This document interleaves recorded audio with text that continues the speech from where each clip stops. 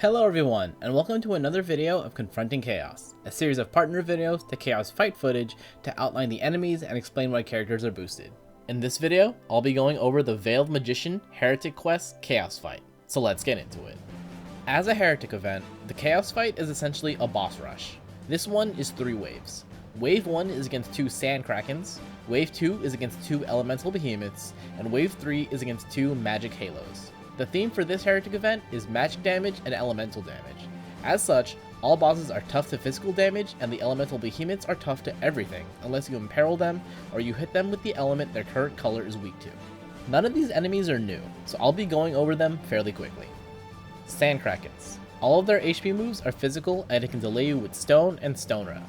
Not only that, but it'll start the fight with Sand Flurry, which raises initial bravery, max bravery, and speed. If you don't have high turn rate characters yourself, you will likely see them get up to 4 actions in a row, so you need some form of survivability or just plain old stopping their actions. Elemental Behemoths. As mentioned earlier, they are tough to all types of damage unless you give them an imperil or you hit them with the element their current color is weak to. They start off fire weak, then become weak to thunder, blizzard, then wind, then it cycles back to fire weak. They don't have any form specific HP attacks, so their options in all colors are melee. They also have access to 2 group brave attacks in all colors. Magic Halos. These will start off casting White Veil, and when they use either it or Black Veil, they cleanse themselves of non-frame debuffs, gain a shield, bravery, and elude. It'll also change their elemental resistances, which you can check by long pressing on the halo and seeing its enemy details. The elude buff will remain active until you break it, so you need to get through the shield and then the bravery that the halo gains. For those of you using Alice in this Heretic, use the type of magic that isn't the color of the shield they put up. They have a group attack that can deal split HP damage, as well as another attack that can remove all of a unit's generic buffs, but they seem to have the lowest HP in this chaos. Of the 6 featured units for this Heretic event, there are 2 noteworthy ones. Alice as the new EX Plus unit, and Shantotto the LD and Burst unit. Alice gets a rework with this banner that increases her potency and effectiveness for modern Chaos levels. Her skill 1 chain gains overflow and brave gain based on attack before the brave hits, while her skill 2 chain gains 50% splash damage. Both skill chains also gain more hits to all variations. Her EX Plus improves Alice's rotation and makes her EX cast far more effective.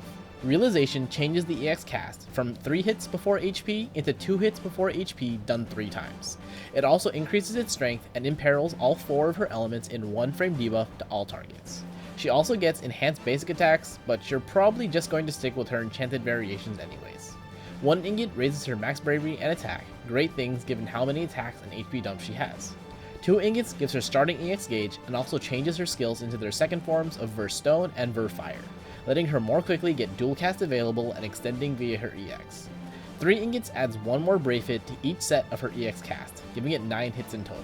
She also gets Brave Return before the last HP attack for more power and adds an overflow buff to her unique Duelist buff. Shantotto's LD grants her Salvation Scythe, an 8-hit Dark Elemental group attack that deals total damage to all enemies.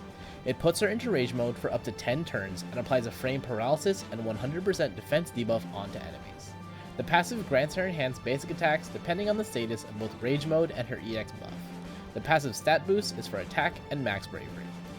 Her burst finisher is single target brave damage with 50% splash damage, while the burst effect lets the party break the brave damage limit, increases overflow, and increases elemental weakness damage. As for the team I chose, here's the breakdown. Alphino provides good offensive auras, has high longevity thanks to free skill casts, can assist with healing, is pure magic damage, and can provide 2 sources of poison. Not only that, but he gets free consecutive actions as well as lowering enemy speed via an aura, both of which were helpful in the first round as the Sand Krakens have decently high speed. Garnet provides large burst healing, battery, good regen and auras, and most importantly, easy methods of imperil and enchant. This is most evident in the second wave, as until the behemoths are hit with the weakness element of their color, their weapon resistances will remain, but this can be bypassed fully by using imperils. Her 2 elements are individually chosen as a weakness for the halos, giving her a shaving option no matter which veil they put up. Lightning can apply her own Thunder Imperil and enchant, so technically she's self-sufficient for this fight, but doubling up with Garnet certainly helps. She has high longevity thanks to hers and Garnet's regen buffs, and her delays and high turn rate moveset were helpful to fight against the high turn rate and strong moves throughout this fight. As for the challenge version of this fight, which I unfortunately could not properly record, I went with purple plus boards Alice, 0 of 3 Porum, and unrealized Aiko. Alisaie carried all the damage in this fight, plain and simple. Thanks to all of her free skills, along with Aiko extending her free skill buff, she's able to do continuous free skill rotations. I'll link a pastebin in the description with as many tips as I can remember. I am very sorry for not being able to get that recorded right. It was an exhilarating run.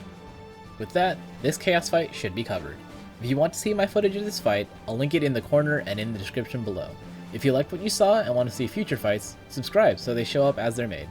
If you have any suggestions or thoughts, drop them in the comments below. Thanks for watching, and I hope to see you in the next one.